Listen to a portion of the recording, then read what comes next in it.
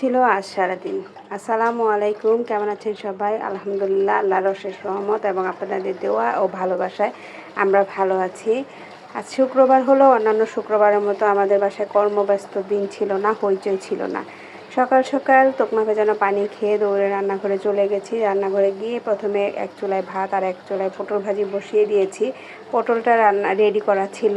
পটলটা যখন অর্ধেক তুলে ফেলেছি তখন মনে হয়েছে আমি তো ভিডিও করিনি। তারপর দৌড়ে এসে আবার ভিডিও করলাম এবং সাথে ছিল মুরগির মাংস। কারণ আজকে কোনো ঝামেলার কাজ করব না। তার বিশেষ কারণ হচ্ছে অরিনের পরীক্ষা চলছে, অরিনের মডেল টেস্ট চলছে। আর অরিনের পরীক্ষা মানে সব কাজ বন্ধ, শুধুই পড়াশোনা।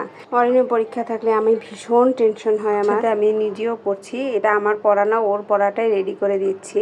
আর সবচেয়ে বড় কথা, অরিনের বাবা আজকে সারাদিন বাসায় ছিল না, ওনার অফিস ছিল। এই জন্য আমার আর অরিনের ভীষণ মন খারাপ।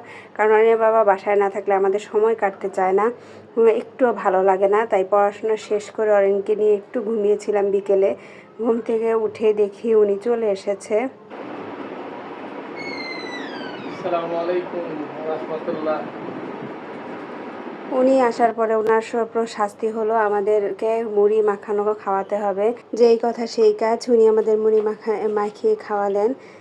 এই তো এইভাবেই কেটে গেল আজ সারাদিন। ভালো থাকবেন সবাই, আল্লাহ হাফেজ।